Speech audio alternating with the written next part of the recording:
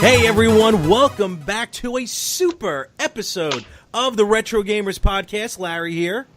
Larry, you're actually not here, but Anthony's here. No, I'm here. You see, Anthony, today, recording day. Oh, I saw your hand. Yeah, well, there goes that. All right, well, that is the magic of technology. Today is Super Bowl Sunday from when we're recording, and you, my friend, who have lived in Los Angeles for a number of years now. Yes, I have. And it is the LA Rams against the New England Patriots. Yes, folks, welcome to the Retro Gamers Podcast. Super Bowl Sunday, LA Rams, New England Patriots. We're going to get this show on the road. All right, so when are you going duck hunting? I love this hat. I have to back up so it doesn't take up all the room there. A lot of shadow, I know. No, that's just absurd. I got this hat. Let me just tighten this up a little bit. I got this hat in Ocean City, Maryland. I think Ocean City, Maryland wants it back. No, this guy was making everything out of this, not bamboo, just these leaves. I even have a cozy made out of these things. And not Patriots, but a cozy. And so the guy was making different hats, and he made them from scratch right there on the beach. Wow. I mean, it was green. Originally, when we first got it, it was green. And then I think you had to keep it in the freezer overnight or something. And then it just turned into this. This thing, I got news for you.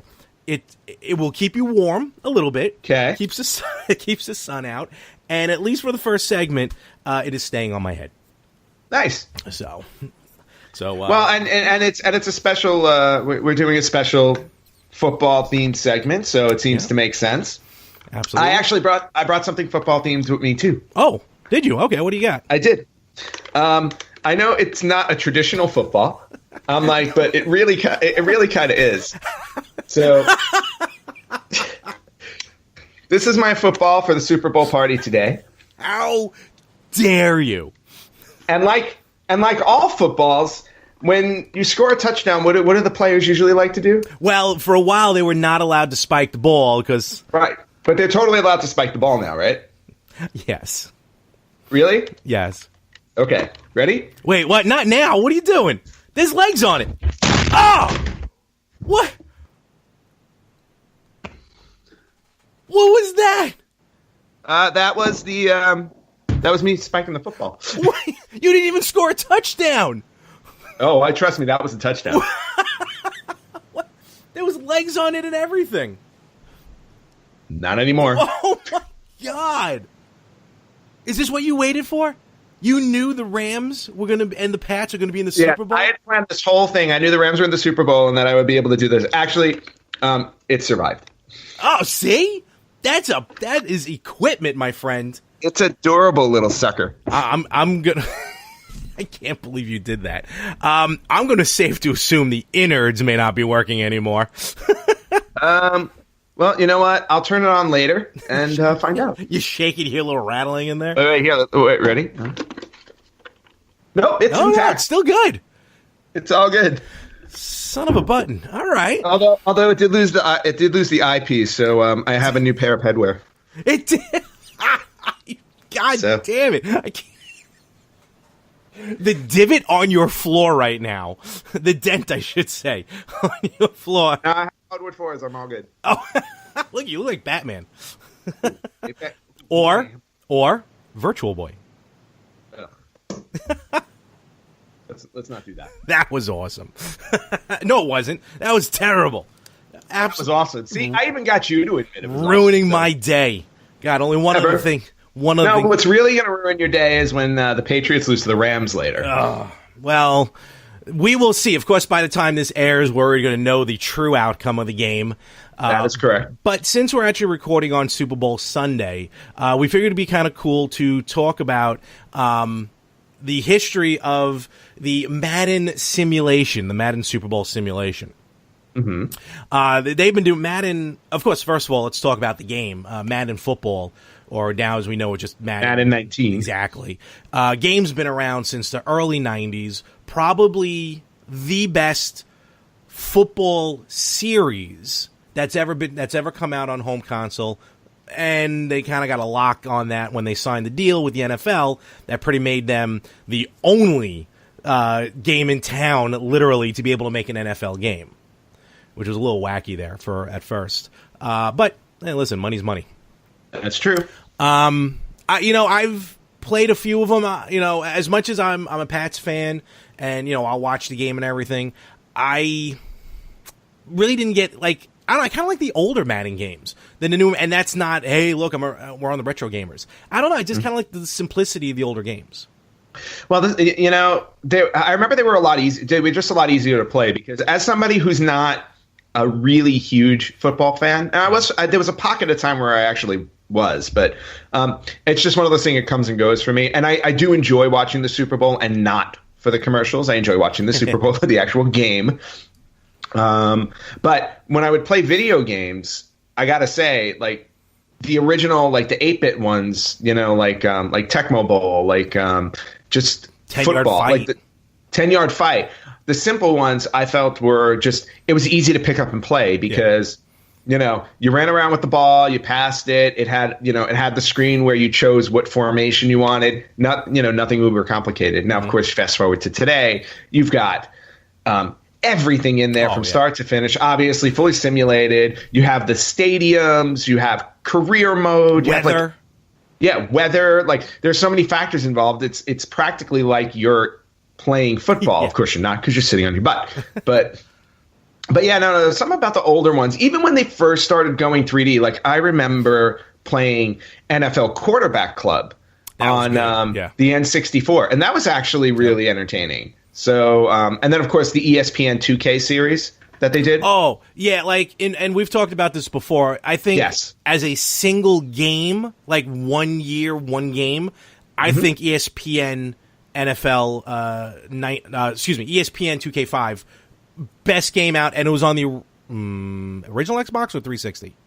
No, I think it was on the original Xbox because it was 2005. I think 360 came out a year later. You're right. I don't know why I thought it was backwards compatible. That's right. It was on the 360. It was backwards compatible. Correct. Yes. Now it's starting to come back to me. My head was a little smaller when I bought this. So a little. Yeah. Hard to believe. So ESPN 2K5, probably the best football game unto itself.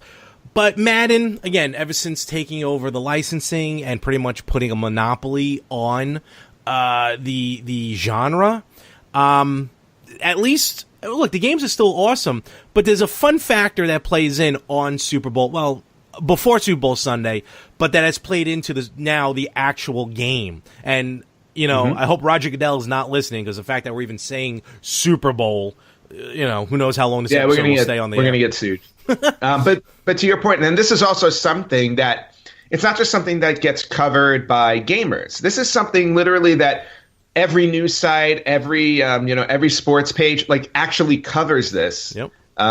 Which is amazing in its own right. Yeah, and we're going to see why in a little bit. We're going to talk about the history of basically the Madden Super Bowl simulation.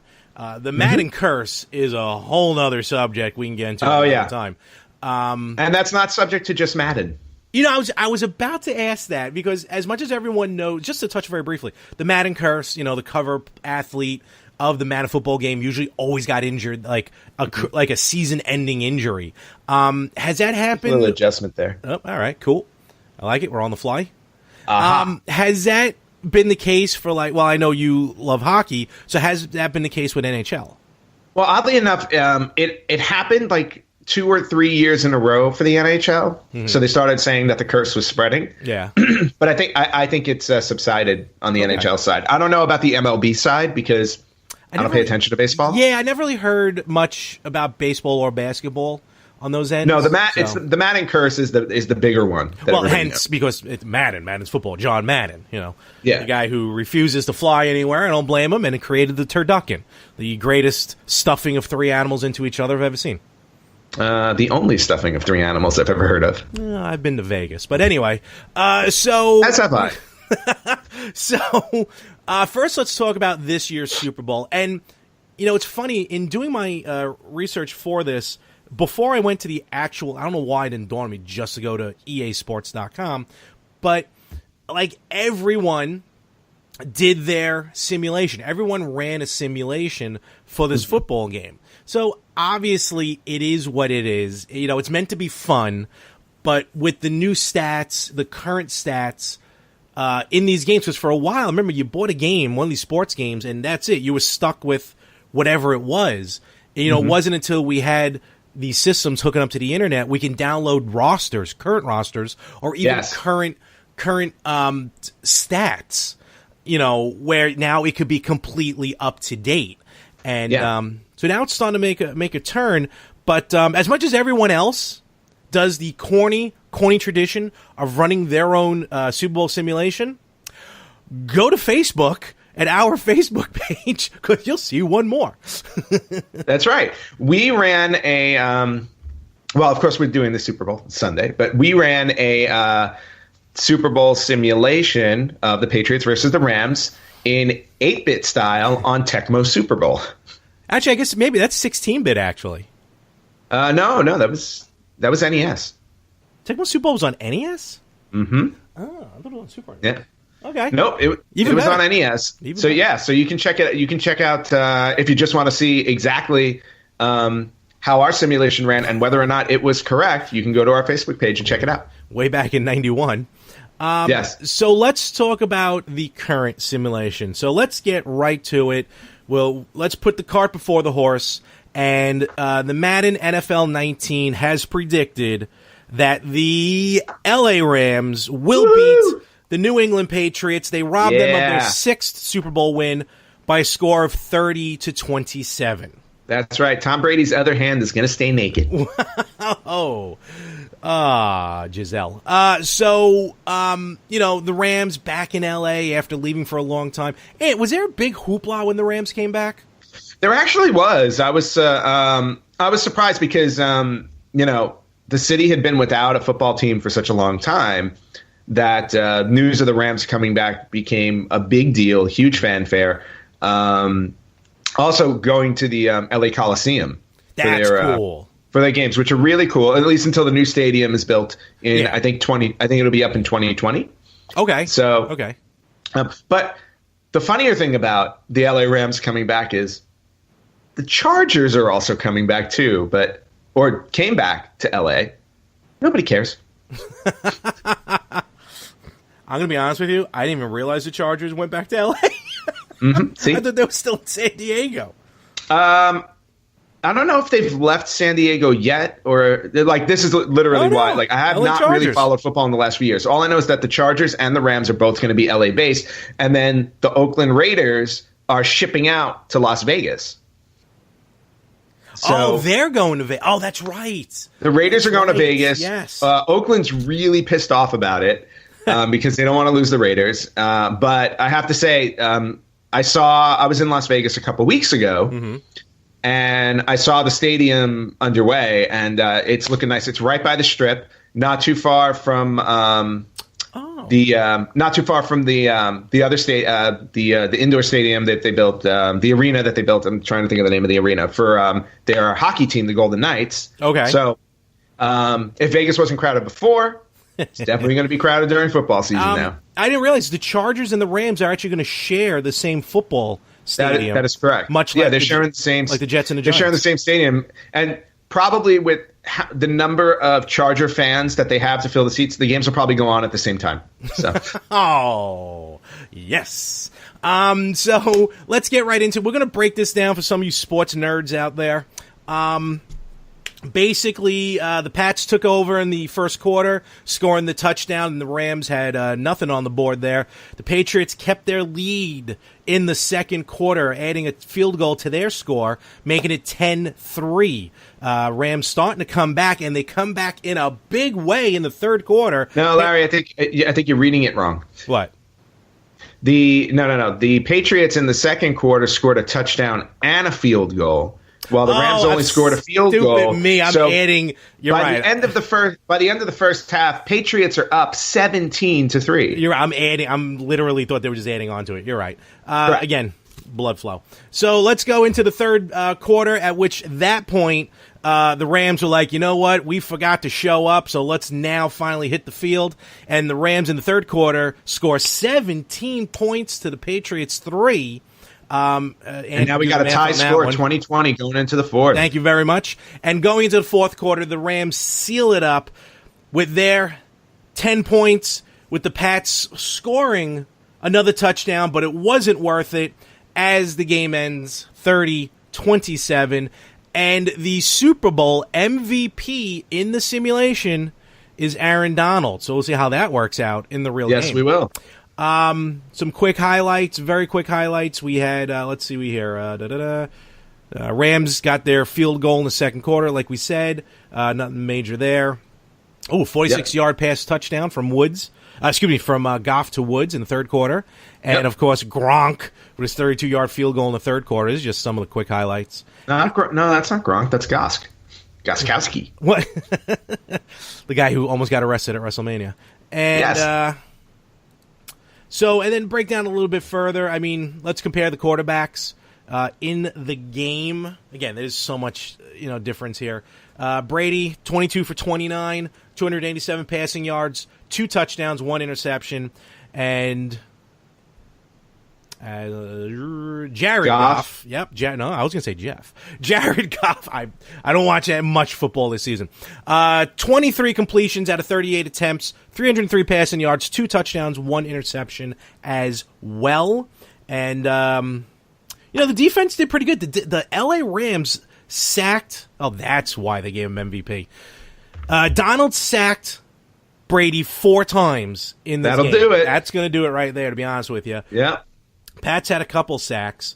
And then I love how they compared Brady's playoff career to Jared Goff's total career. Yes. Isn't that awesome? I love it. Look, love him or hate him, Tom Brady, one of the best players, one of the best QBs of all time. Maybe he'll be considered that once he retires. But right now, everybody hates him. Of course. Brady's 29 playoff career wins versus Goff's 26 career wins. But nevertheless, Sony basically the stats between the two. Tom Brady's playoff career trumps Jared Goff's total career in everything. Absolutely. Game-winning drives, passing TDs. It's hysterical. So, it's amazing. And then finally, some of the featured players I'll mention here. From the Pats, Sony Michael. I'm sure that's probably Michelle, yeah. And then it's WrestleMania season. And then on the Rams, Aaron Donald and Robert Woods putting up some big numbers. So this looks like it was, again, New England kind of blown it out of the water there for the first half. And then the Rams are like, oh yeah, we're here to win. Yeah. Well, that's the good old, during the halftime show, while Maroon 5 is playing with, Meatloaf or whoever the hell else they bring in for a special guest. But while Maroon 5 is playing, the coach is in the back, giving that big speech, that big speech that happens in every sports movie that just charges all of them up. And then they come out with like a new theme song, and then all of a sudden they just start running everything over. And then the third and fourth quarter happen in montage fashion until we get to the last 5 minutes. And then you just hear Rudy, Rudy, Rudy. And then Sean Astin runs on the field and gets destroyed. And for the record, I will not be watching Maroon 5. I will be watching Halftime Heat. Okay. I'll be watching, neither. So, big numbers and a lot of detail nowadays. Like we said earlier, Ant, because the game is so sophisticated now, it breaks down like the actual game will when we see the results tomorrow in the newspaper. Correct. Now, the history, though, of this... Totally different story. Yeah, and it's an interesting... I mean, look, we're not going to break it down like we just did there because they really didn't keep track of that part of it. But we're just going to talk about the score, just straight up who won, who lost, and the score. And they started this back at Super Bowl 38. Yes. Yes, which would have been... that was way back when the Panthers actually, were good. Yeah, they were in the Super Bowl. Absolutely. Yeah. This would have been the second of 3 out of 4 Super Bowl wins for the Patriots. But basically for the first 1, 2, 3, 4, 5, 6, 7. Okay, no, it was pretty well. Actually, for the first while, the simulation nailed it as far as the winners. We're just going to go through this real quick. We'll highlight some of the interesting facts of it. Super Bowl 38, Pats versus the Panthers. The prediction, 23-20 Patriots. The results, 32-29 Patriots. So that one wasn't too bad. No, that was actually, not only was it correct, but it actually had the point differential correct as well. So the Patriots won by 3 points. Yep. Super Bowl 39, Pats versus Eagles. 47-31 Patriots was predicted. 24-21 Patriots was actual. I believe that was, unfortunately, Deflategate. Yeah. Wait, was Deflategate that long ago? No. That's Super Bowl 39? Oh, it was a while ago. Yeah. No, it wasn't that. It was not 14 years ago. It wasn't when they last won, was it? No, it was more recent. It was Oh no, wait. Did they? Yeah, they lost the Super Bowl when we're going to happened. Oh no, they won. That's why everyone was complaining did they about it. No. First was against the Rams. Yeah. Actually, funny enough, they played the Rams. I think it was the Rams when they had the whole issue with Spygate. It wouldn't surprise me if it was Super Bowl 49, but not 39. No, I don't think we'll get to it. We'll follow as we get there. Yeah. All right, so let's go back over here. Here we go. All right. And you know what? While you're looking, I'm going to look it up. All right. Yes. I try and put this stuff out of my memory. Super Bowl 40. Super Bowl 40, Steelers versus Seahawks, again for the third year in a row. They got the winner and almost got the score. Predicted 24-19 Steelers. Actual result 21-10 Steelers. So not too bad. Yep. Not too bad. Nope, not bad. Super Bowl 41, Colts versus Bears. Again, they got it right. 38-27 Colts predicted. 29-17 Colts win. And the only Super Bowl ring for Manning, right? Peyton Manning? No. That was his first one. He did get two. His first one. Yep. In what has to be, in my opinion, probably the greatest, the best Super Bowl in history. Listen, I will say yes. It was probably the best Super Bowl game ever played. Mm-hmm. But it just went wrong everywhere it could have been, including the prediction. But you can't help the simulation. Who would have guessed? Super Bowl 42, Patriots versus Giants. Predicted results, 38-30 Patriots, who would have then been the second team in NFL history to go undefeated, matching Miami in the 70s. But of course, because that stupid helmet grab, it ended up being 17-14 Giants. That one of the greatest catches in NFL history.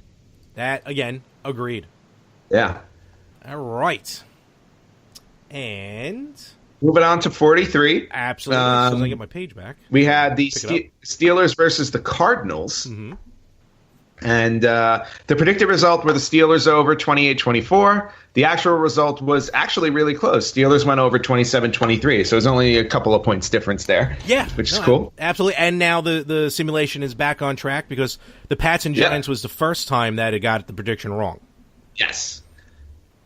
And then we'll move on to Super Bowl 44 with the Colts versus the Saints. That was a good game, too. Had the Saints going over 35-31, which was actually correct. So, again, Madden is right on the money. Actual score there, 31-17. Now, and this is the other thing to keep in mind, too, and we talked about this before, where you can download – we're at the point now where you're downloading rosters, getting updated stats from the season. So – so all of the information that's being put in before they run these simulations is as accurate as it could possibly be for the players. Oh, yeah.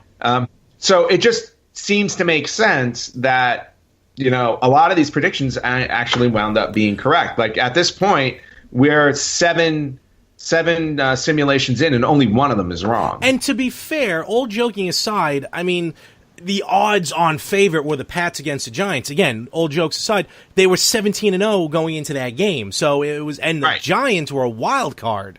Who knew they were going to pull it out of the back pocket? So prediction-wise, I still think it's doing a really great job at predicting these games. So, Up next would be Super Bowl 45. 45. Yes.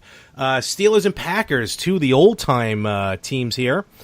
And this was the second time in simulation history that Madden got it wrong. So, predicted results, 24-20 Steelers, actual 31-25 Packers.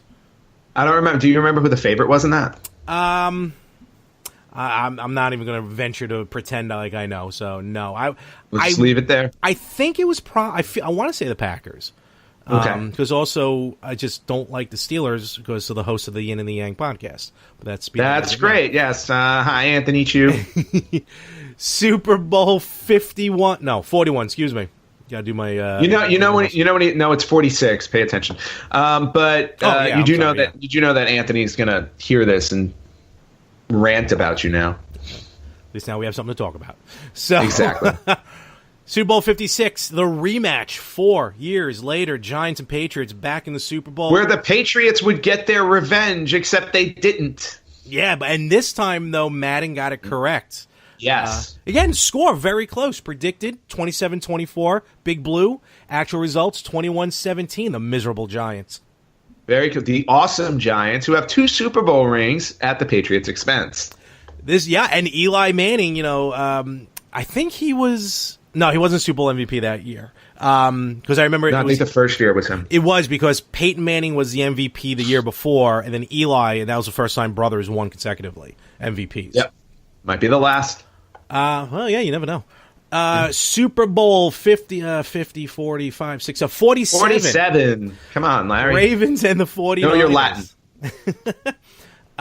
Again, nail it. Predicted 27-24 Ravens. Actual 34-31 Ravens. Yeah, exactly. Again, 3-point spread. That was the year I actually had season tickets to the Patriots. Oh, and they didn't make it. Baltimore destroyed them in the wild card game I went to. I actually remember watching that. It was nice. The first ever cold weather Super Bowl. And as of right now, the only cold weather Super Bowl. And that is why the rest are happening in the South. Super Bowl 48 in our backyard, or at least Anthony's old backyard, my current backyard, MetLife Stadium. I was very excited. Actually, remember when they held a concert out here, like a Super Bowl concert. I saw the Chili Peppers there for the first time. Awesome.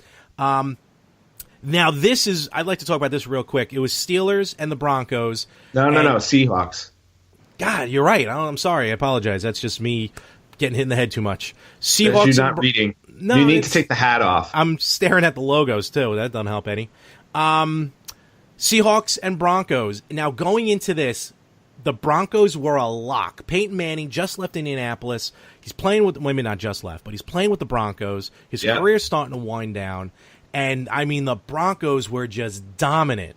So, Madden predicted 31-28 Broncos.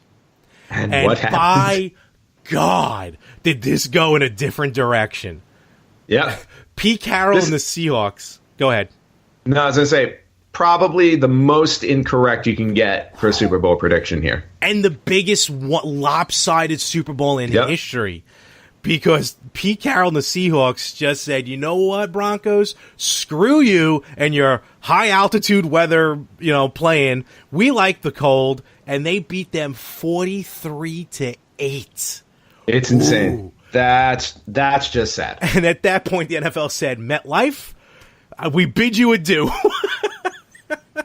We are done. We're breaking up with you. Oh, it's over. Meanwhile, I'm looking forward to maybe a snowstorm at WrestleMania this year, so we'll see. Yes. And you know what? I mean, I don't think, and the Broncos really, they couldn't really complain about the weather because they play in Denver. No, true. And the weather was... No excuse there. It was cold. I don't think it snowed. I know, so that really wasn't an excuse. May have rained. But, oh, man, I mean, I just remember it was a lock for Peyton Manning and the Broncos, and oofa, not so much. So, now, at this point, Anthony, correct me if I'm wrong, because I know you will, I think it's the third or fourth one they got wrong. The third one, I think. I think it was number 3. All right. Yes. Out of 3, 4, 5, 6, 7, 8, 9, 10, a lot. 11. So, what, 3 wrong out of 11? Yeah, that's pretty good. Numbers are good. Okay, this is the one. This is the only one. Yes. That nailed it. Super Bowl 49. Patriots. Seahawks. Seahawks are back in the big game. Predicted results. New England Patriots 28. Seahawks 24. Actual results. New England Patriots 28. Seahawks 24. Cannot get more perfect than that. Nope. That's exact. This one, I'll look later when we're done. I'd really like to see the breakdown of this simulation versus the actual game. I agree, because this one was just talk about on point. That's just crazy. Yeah, so that nailed it home. Super Bowl 50. Can't ask for a better way to end your football career. Peyton Manning again with the Broncos, finally extracting revenge on the miserable Seahawks, or at least for that game against the Seahawks, as it was the Panthers and the Broncos. Super Bowl 50, 5-0. Yes. Oh, wait, hang on. Let's circle back for 1 second. No problem. To your Patriots and Seahawks. Oh, okay. Only because I bring that up because that was the year of Deflategate.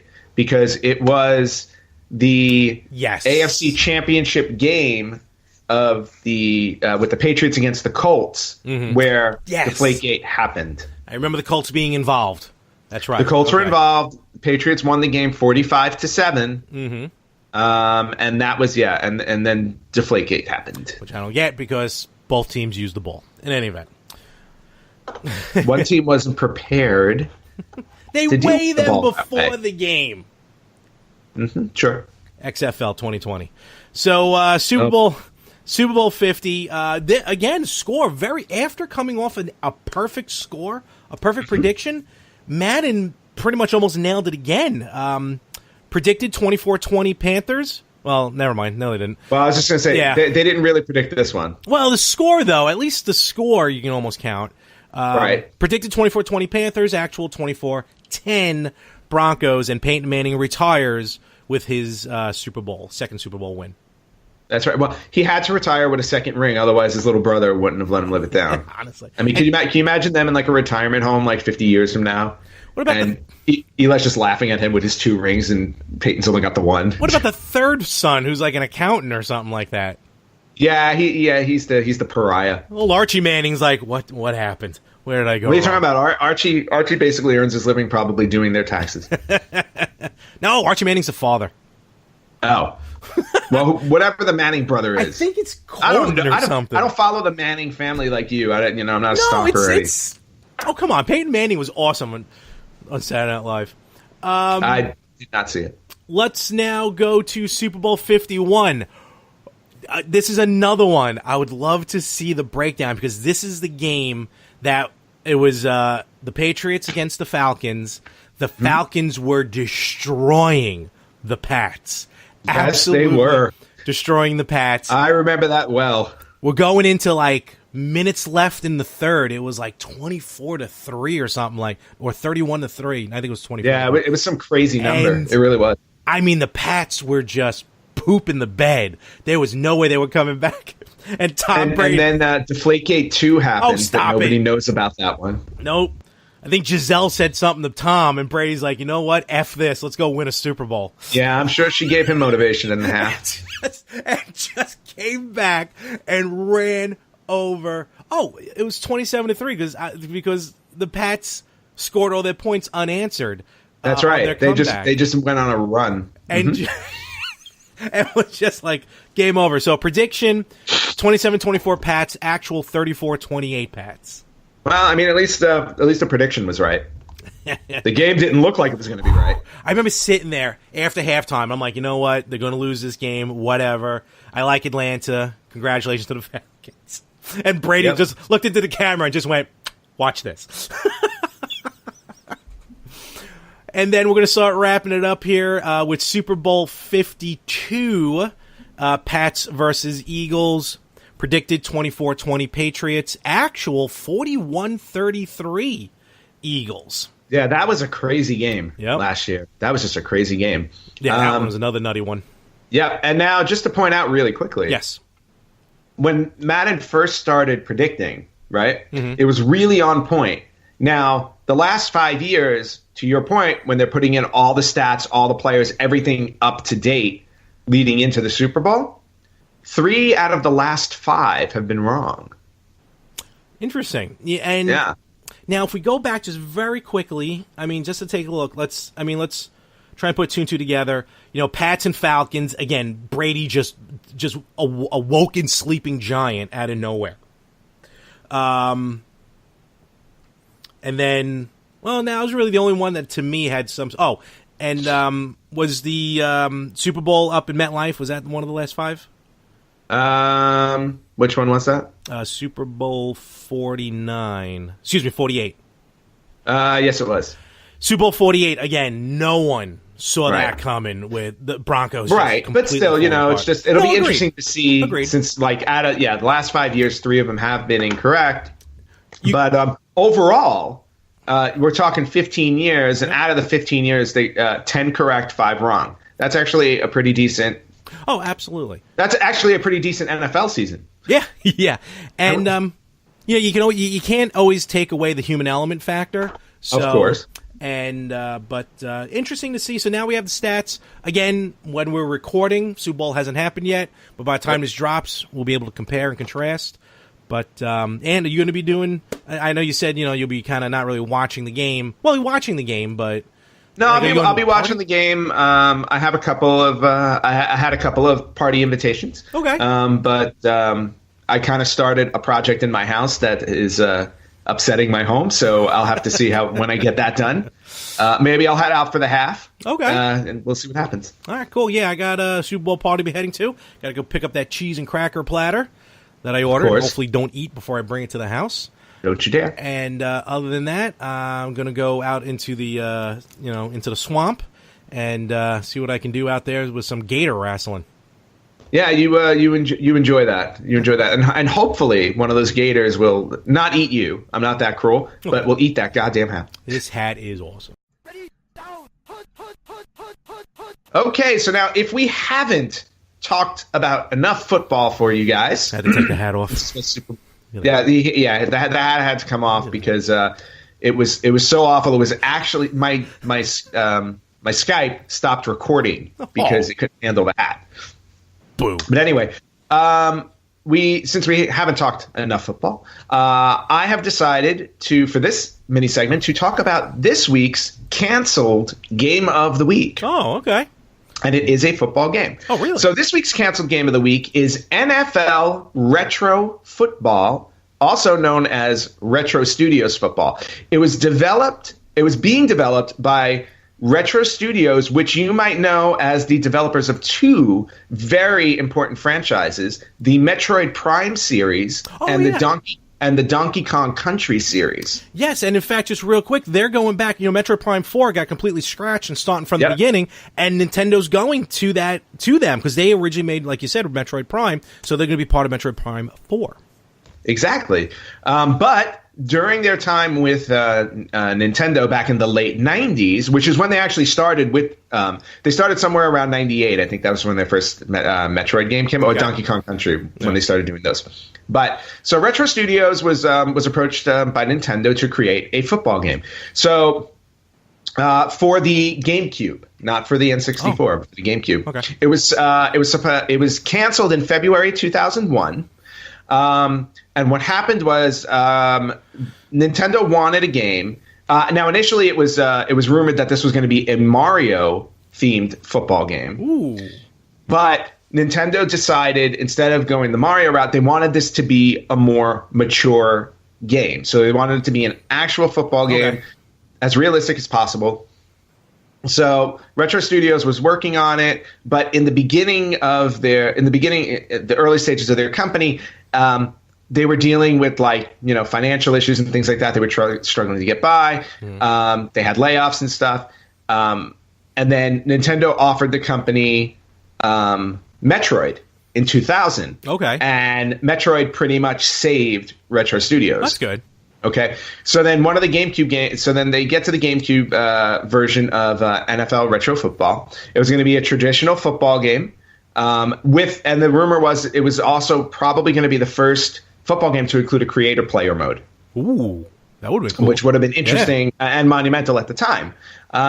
So what exactly happened? Nobody 100% knows, but the guess is they canceled it because at this time, EA made a deal with Sega to port Madden NFL and the NFL 2K series to the GameCube. And since they were already getting 2 football games with the NFL license attached, it didn't make any sense to go with NFL Retro Football. I see that. Right. My argument here would have been, well, why not just revert to the Mario football game that you originally wanted to make and offer something different? But I guess they already had 2 NFL games coming out, so they just focused on that. Therefore, NFL Retro Football ceased to be. There are videos online, though, of like the test plays. Oh, really? Like some test plays of the football game, which looks really cool, especially for the time. But was not meant to be. So NFL Retro Football is this week's canceled game of the week. All right. So with with all these Super Bowl parties that everyone's having, the party atmosphere, there may not just be, not everyone wants to watch the Super Bowl. Not everyone is, couples go. Right. There may be other kind of smaller offshoots happening, but not only that, in a party atmosphere, there's other things to do besides watch TV or a movie or a sporting event. And you know what? And I think I know what you're referring to, Larry, because just before we started recording the podcast, I brought up a very interesting anniversary that we're celebrating this week. Highlight. Yeah, yes, highlight. That's it. No, but we are actually, this week, we are celebrating the 20th anniversary of Mario Party. Mario Party came out 20 years ago this week in 1999 on the Nintendo 64. And what's funny is when we were talking about this beforehand, I suggested this topic. I had no idea. I didn't realize it was the anniversary of it. So yes, it was. So it was the perfect topic for this week. For once, you were actually right on point. Well, I do once every few shows. Yes. I would say you were. I would say when we talked that you are like the virtual boy of of discussions, but Virtual Boy never got anything right. So, and I want to give you a little bit of credit. I think design and sturdiness they got 100% correct. Well, no, I don't. Well, I don't know. I mean, based on how I spiked it, there could still be internal damage. It gets damage in shipping, so that's exactly what's going to happen. It's like I'm going to keep this thing pristine, and then I'm going to like mail it to you or something, because eventually I'll break down and feel badly for you, and then well, knowing my post office, you'll never get it. Oh, I did though, real fast, because you mentioned post office. I did get the Christmas gift, the delayed Christmas gift. So there it is. That Anthony got me. It's a T-shirt. Yep. In an N6 Super NES cart. I don't even kind of want to open the cart. I kind of like this. So, but as much. Well, I bought one for me for Link to the Past, and I still haven't opened it for the same reason. I just kind of want to leave it alone. Yeah. So very cool though. Very cool. Yes. Thank you. You are welcome. Your post office is terrible. My post office. I have the worst post office. My post office is so bad that I actually want Frank Messina from the Better Half to come out here and teach them how to be postal workers. Hi, Frank. He'll hear this in a better and then when Frank comes out to visit, he can play Baldur's Gate 2 with me again. Ooh. He's so far behind.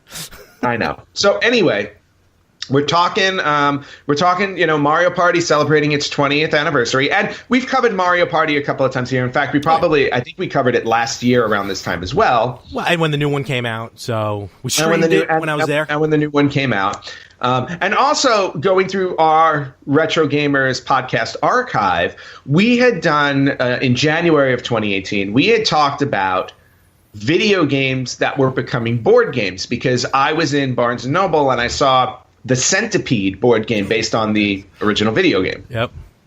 Now we're flipping the script a little bit, and we are going to talk about board games that have become video games. And I definitely I've owned more video games based on board games than I have board games based on video games. Agreed. Same here. So, but yeah, we can get right into this. There's some good stuff. Some of which you're like, how can they even make that into a game? But, others kind of like make sense. So yeah, exactly. But just before we jump into it, based on our own personal experience, what is the very first video game that you remember playing that was based off of a board game? The one that immediately comes to my mind is Monopoly. for the NES. And I remember specifically because we would, me and my friends, we started playing Monopoly, like the board game. They'd come over and we'd play. And then I got the game, I think like for Christmas or my birthday.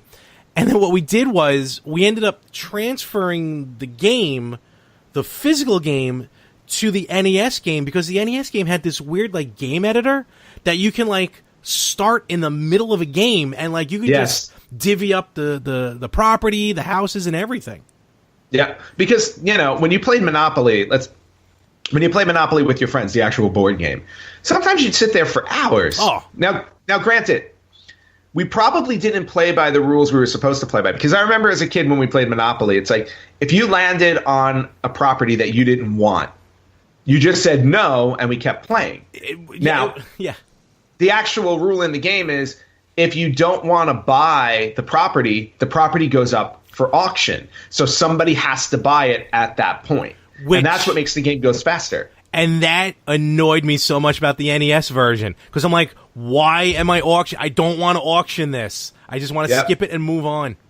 Yeah, because those are the actual rules of the game. And also, a rule of the game that, obviously people made up that is not actually in the game. Free parking does not get money put underneath it. This is true. Yeah, because when we used to play, we would always put $500 under there, but we would also put any money you spent for taxes. So if you paid income tax, it went in free parking. Yep. So somebody would wind up hitting free parking and running away with like a bank load of money. Oh, yeah, it was the worst. But yeah, I remember playing the NES one, and actually, I still own Monopoly for the NES. Okay. And it was actually one of the games. I know we don't talk about emulators that often here because of both of our views. You and Rich had an amazing conversation about it a few episodes ago. So yes, we did. But I think, but way back when emulation was young, Monopoly was probably the one game I played the most on it because Monopoly on the NES, you can fly through it in like 10 or 15 minutes. You really can. It's kind of funny how fast you can blow through it. Exactly. And now, they've made, Monopoly has been made pretty much for every system since. Oh, yeah. And now you're talking about, like, you can download on PS4, like, I forgot what the name of the Monopoly is there. It's like Monopoly Hotel or whatever. But yeah, there's like 3D versions of Monopoly. There's a card game based off Monopoly. But how about the Monopoly on the Switch, which when it first came out, and we're talking like whether you downloaded it or the physical card, literally took about 6 minutes to load. Yes. Literally. Every time. Yeah. So, companies are always finding ways for some odd reason to make Monopoly more complicated than it actually is. I am, I'm very purist with board games, so I'm happy with even still today, I will put in the NES cartridge and play that Monopoly instead of having the one, let's say, for the Switch or for the PlayStation 4. Well, let's call a spade. You're so pure. You'll play the board game first, and then if you have to, you'll move over to the NES version. That's actually very true. But since I live alone, it's a lot easier for me to just play the game. What you mean? The cats don't sit there and like just move the pieces? Well, no, that's how they move their pieces. But the problem is they never leave my hotels alone. Adorable. So, yes. So Monopoly, was the first one that I remember. Okay. Now, one of the ones that I remember that I'm most fond of, and I have to give a shout out to this one, even though it wasn't a board game first. I feel like Anticipation was the first video game board game that I think really like stood out. Okay, but I agree. Not related to our topic. Just wanted to bring that up because I loved Anticipation. Definitely a honorable mention. Yeah. But one board game that became a video game that I absolutely loved, and this is my favorite board game of all time. And I remember playing it on Super Nintendo and on Genesis. I don't remember which one I had when I was younger. I think I had the Genesis one, but now I own both. Mm-hmm. But Parker Brothers' Clue is by far and away my favorite board game of all time. I love it. I collect Clues, actually. I have, I think, 8 or 9 different Clue board games. That's cool. Yeah. And then the oldest one I have is actually funny story. I love this story. I know. Went to a Goodwill store, found a version of Clue from 1986, bought it, brought it home, when I went to open it, I noticed that the box was heavier than it should have been. And I'm like, this is a very heavy Clue, and I don't know why.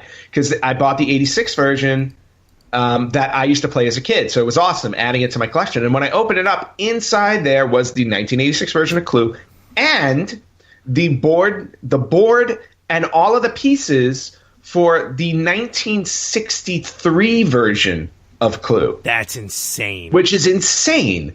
And all the pieces were there completely intact. I guess it just didn't have a box.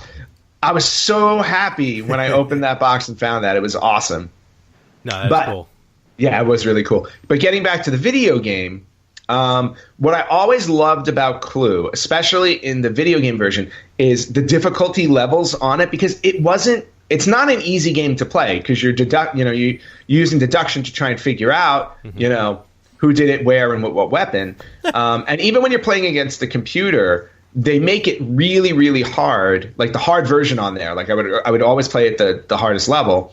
You have to sit there with the paper, because if you remember in Clue, you have the paper, so you can start Xing things off. Yeah, exactly. You gotta weed things out. On my very first computer, I remember one of the first things I did was make that paper so I can play the Clue video game, because there was no way you were going to be able to remember it. You had to write it all down. There was no like video version of it, like an electronic version of it?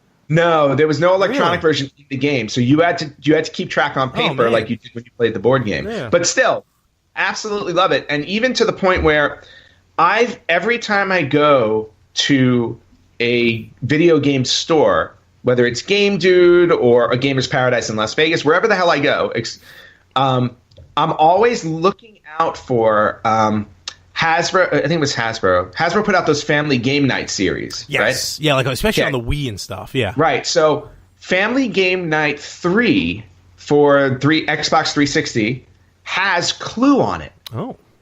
And I've been trying to track that down. Cannot find it anyway. Now, granted, I can just go on eBay and buy it, but I've been trying to find it in a physical store, and I can't find it. I have a guest.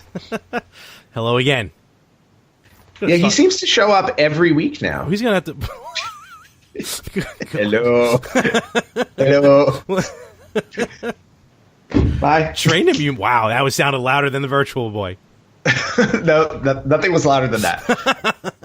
But again, and the cool thing about the Clue game also that I loved is when you made an accusation. So if I was like, it was Colonel Mustard with the wrench in the library, it would actually cue an animation that started telling you a story, and it would be like, it was a dark night outside. Colonel Mustard was in the library twirling his mustache, and then, he picked up the wrench. Or if he didn't have the wrench, that's when another character would show up and say, "Oh, Colonel Mustard didn't have the wrench, and I have proof." So that's how you would rule it out. But the little custom animation that they would do with it was just really cool to watch while you're playing the game. All right. Yeah. That's cool.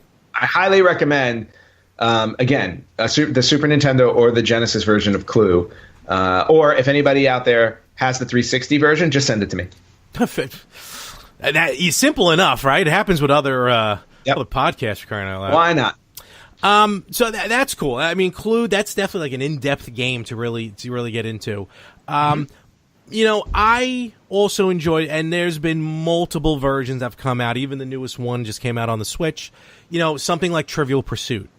Oh, yes. Which, in theory, should translate itself very well to a video game.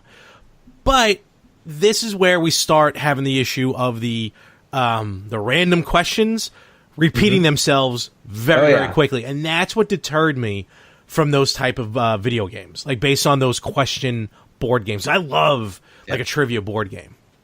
Oh, yeah, so do I. I had, I think I had Trivial Pursuit for the Sega CD.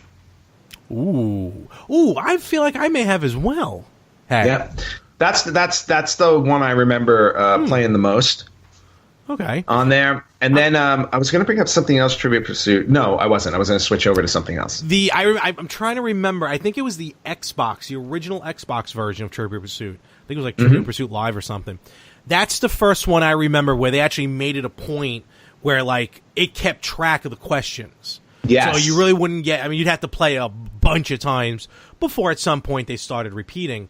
As funny as not as funny, but as much of a money grabber as it would have been, I think people, as we definitely, two trains of thought about DLC, especially microtransactions when it comes to video games, in-app purchases, if you will.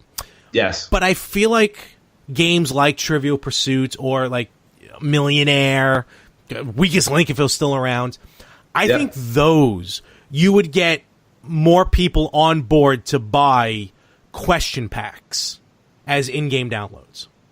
Oh yeah, I agree with that.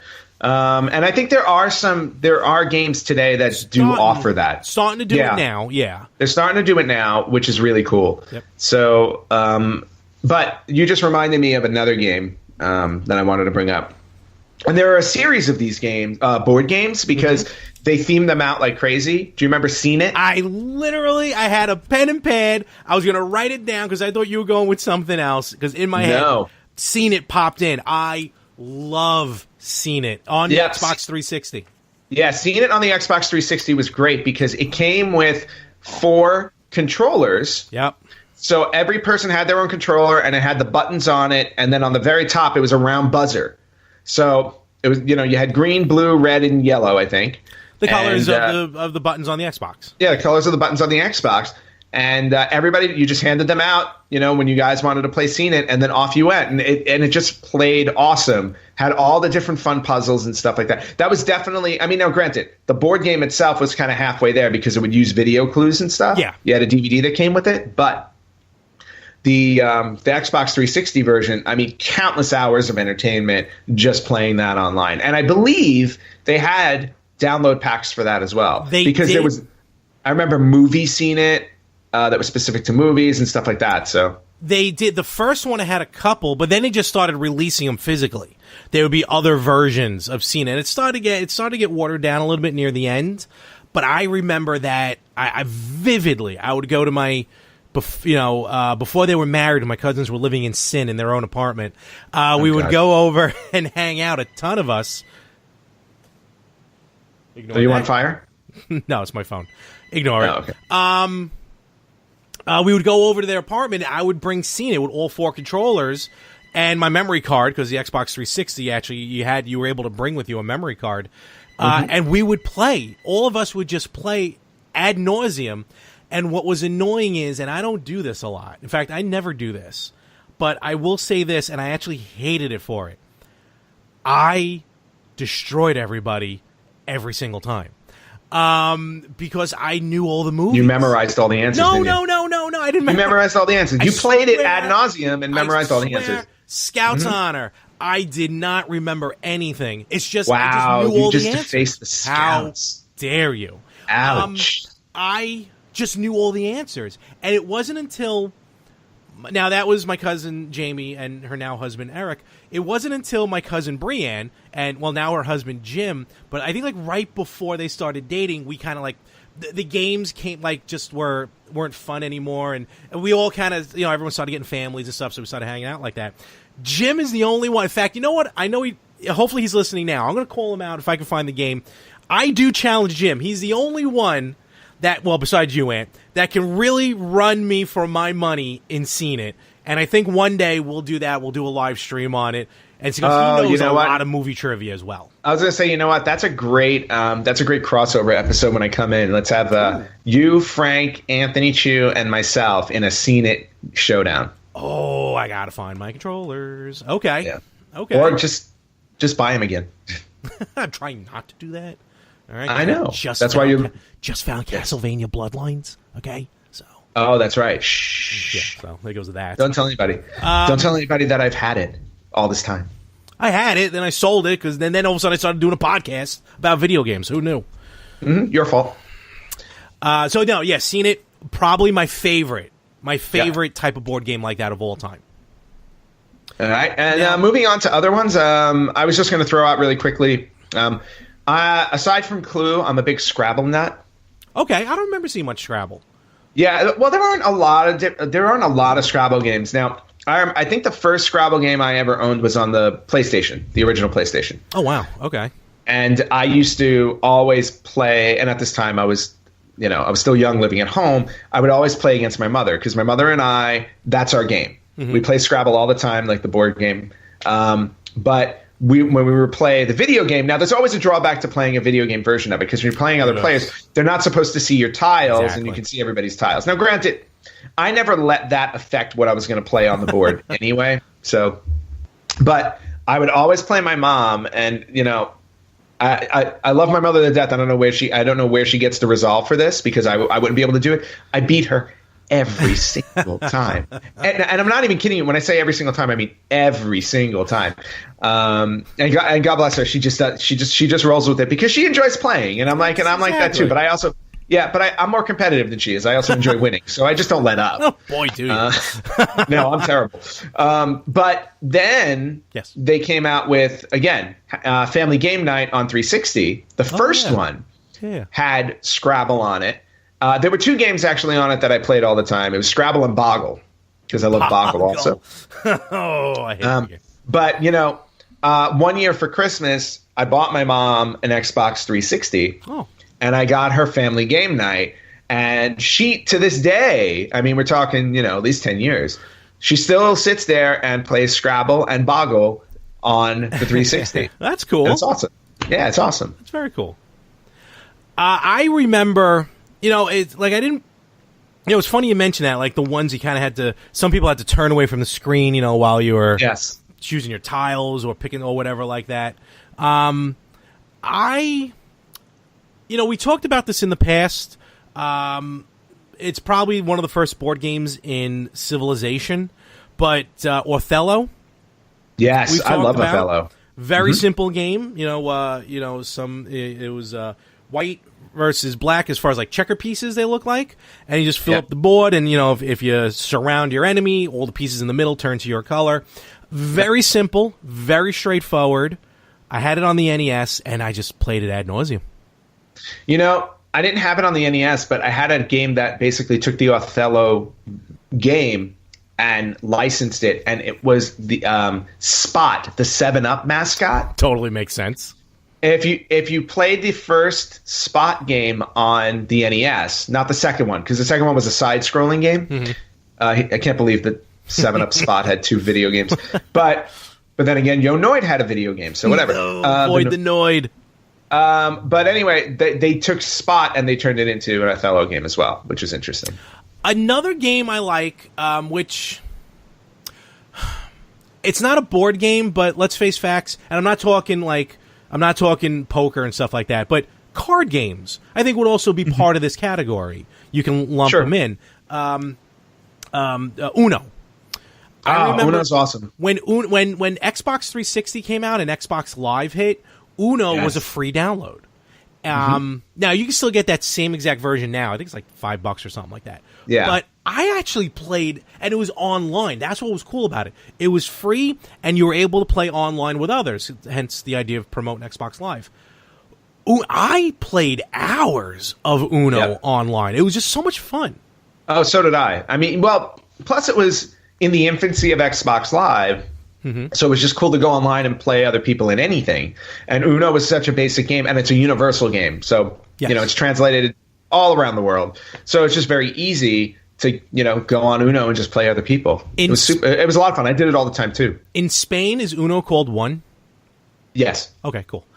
And then, of course, we get into some of the modern games, which we, like to touch on as well. I know they had, unless you have any other classics ones you'd like to talk about, because I know some good modern ones. The only other one I would bring up classic-wise is Risk, because... Oh, yeah. If you remember the notorious history of me playing Risk with my friends, my friends hated playing me. Yes. My friends hated playing me because... the dice always seem to roll in my favor. So, and look, I have no control over the dice rolling in my favor. And you know what? I even tested that theory when I went to Vegas, and you know what? I didn't win. No, craps not your game? No, I didn't win on craps. Now, if they had a friggin' Risk game I can bet on, I'd probably rule. Listen, they have War as a table game. They could have Risk somewhere. They should have Risk. They should definitely have Risk. But anyway... I never played Risk because it was too detailed for me. Risk isn't that complicated. I feel like it is. It's a game of world domination. Exactly. Who doesn't want that? But Risk, I had Risk on the Genesis. Okay. Way back when. And then I actually downloaded it I think it was on the 360 or the Xbox One. I forget which one I did, but there's one on there I think called Risk Factions, and there's they have like a bit of a story mode to it along with the traditional game.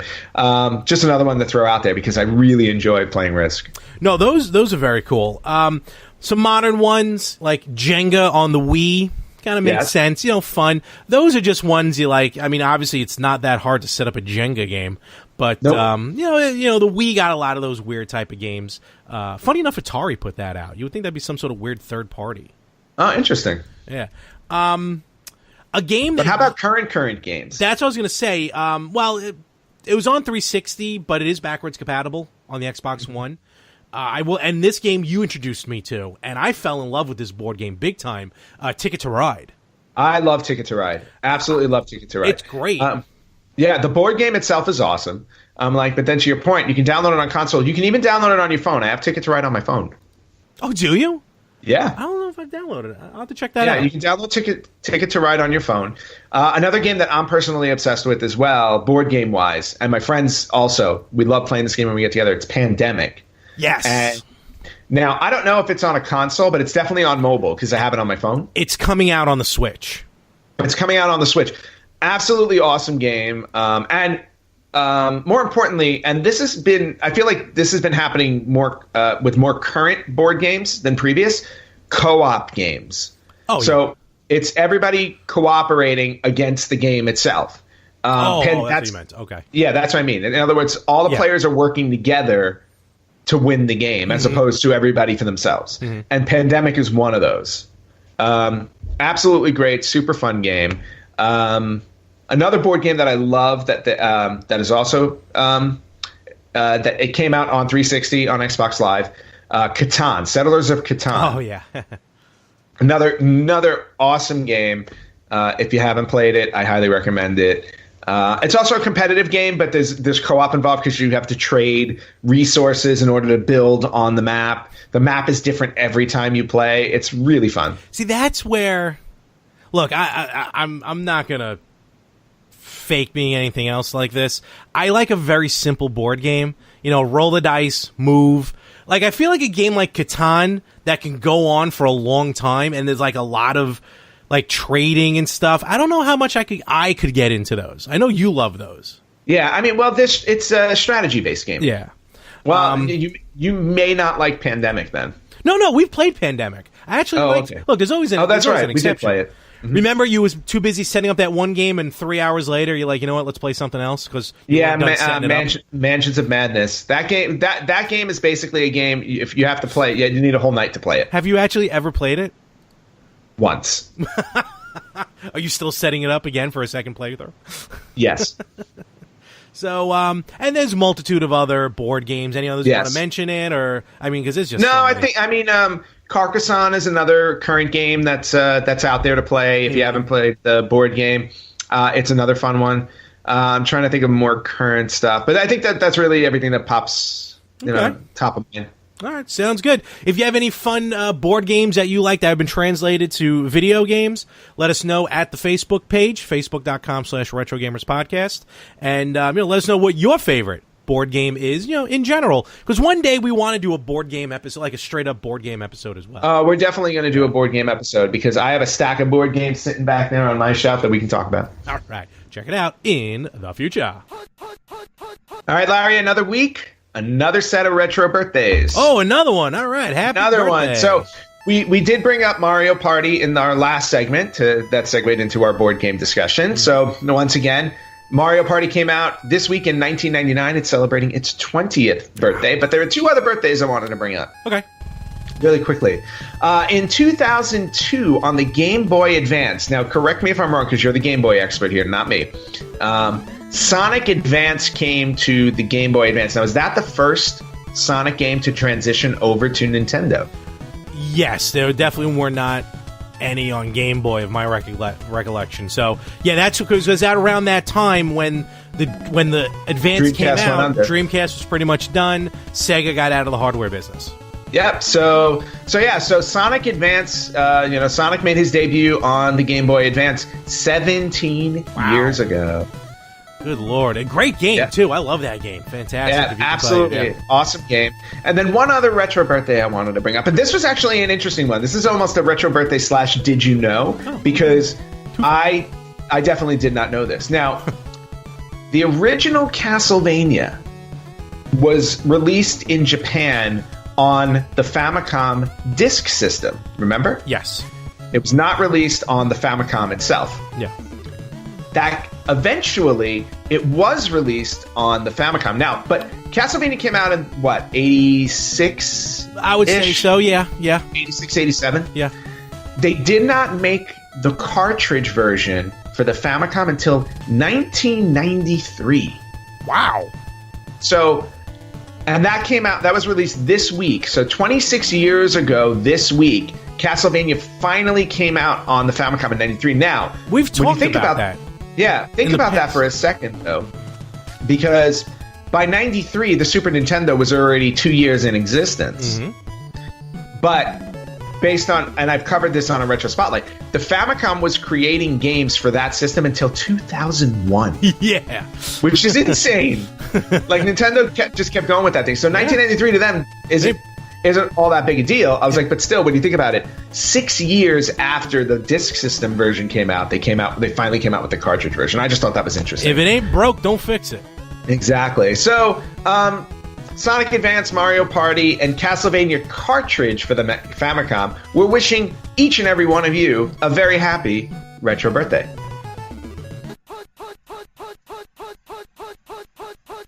All right, another week. Another episode, another Super Bowl, another prediction, another board game. Another one of us is wrong. No, we'll see. L.A. Let's face it, though. One of us is wrong. No, that's true. Yeah. You know, we'll see what happens. But it was a fun. Go Pats. Go not Tom Brady. Go watch Halftime Heat. Super Bowl. Yes. So enjoy, everyone already at this point has enjoyed the Super Bowl or their respective Super Bowl parties. That is correct. Yeah. So and we are all 5 pounds heavier for it. Some of us 5, some of us a little bit more, but that's okay because all in a good time having. Yes. I don't even think that was a sentence. Nope. I'm tired. I'm done. I've been up since 5 o'clock in the morning doing laundry. Yeah, you're just.